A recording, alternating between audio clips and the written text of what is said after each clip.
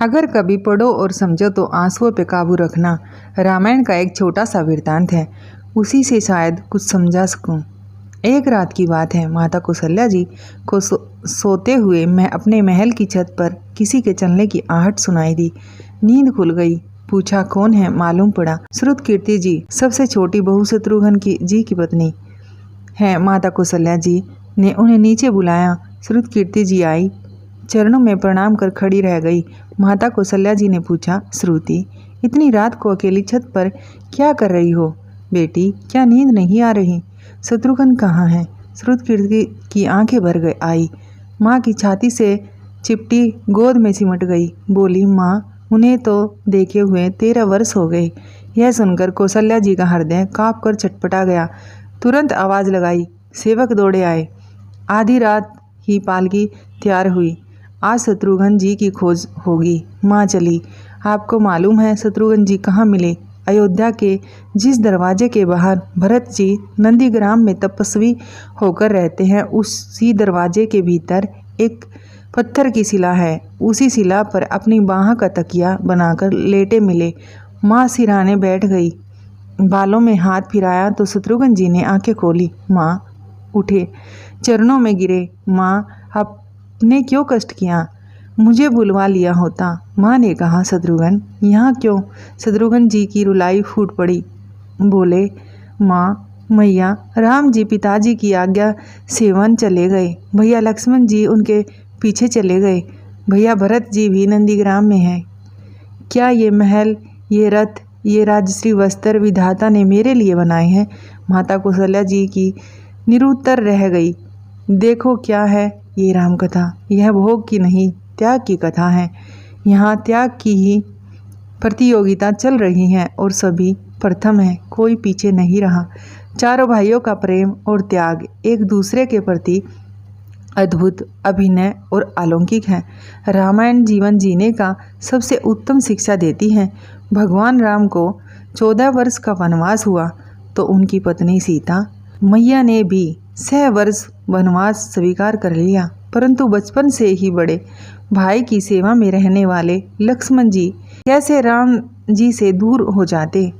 माता सुमित्रा से उन्होंने आज्ञा ले ली वन जाने की, परंतु जब पत्नी उर्मिला के कक्ष की ओर बढ़ रहे थे, सोच रहे थे कि माँ ने तो आज्ञा दे दी, उर्मिला को कैसे समझाऊंगा, क्या बोलूँगा उनसे। यही सोच विचार करके लक्ष्मण जी जैसे ही अपने कक्ष में पहुँचे तो देखा कि उर्मिला जी आरती का थाल लेके खड़ी हैं और बोली, आप मेरी चिंता छोड़ प्रभु श्री राम की सेवा में वन जाओ।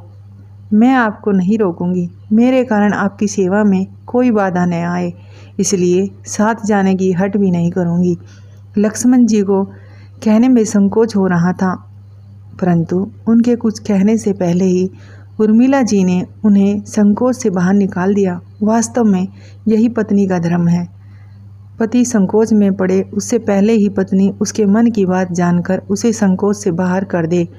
लक्ष्मण जी चले गए, परंतु 14 वर्ष तक उर्मिला ने तपस्विनी की भांति कठोर तप किया। वन में प्रभु श्री राम माता सीता की सेवा में लक्ष्मण जी कभी सोए नहीं, परंतु उर्मिला ने भी अपने महलों के द्वार कभी बंद नहीं किए और सारी रात जाग जाग कर उस दीपक की लौ को बुझने नहीं दिया। मेघनाथ से युद्ध करते हुए जब लक्ष्मण जी की शक्ति लग गई और उन्हें हनुमान जी उनके लिए संजीवनी का पर्वत लेके लौट रहे होते हैं, तो बीच में जब हनुमान जी अयोध्या के ऊपर से गुजर रहे थे तो भरत जी ने उन्हें राक्षस समझकर बाण मारते हैं और हनुमान जी गिर जाते हैं।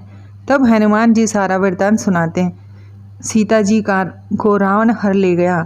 लक्ष्मण जी युद्ध में मूर्छित हो गए। यह सुनते ही कौशल्या जी कहती है कि राम को कहना कि लक्ष्मण के बिना अयोध्या में पैर भी मत रखना, राम वन में ही रहे।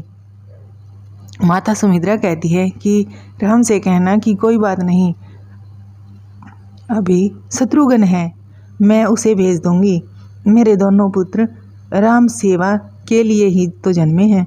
माताओं का प्रेम देखकर हनुमान जी की आंखें से अश्रुधारा बह रही थी, परंतु जब उन्होंने उर्मिला जी को देखा तो सोचने लगे कि यह क्यों एकदम शांत और प्रसन्न खड़ी है।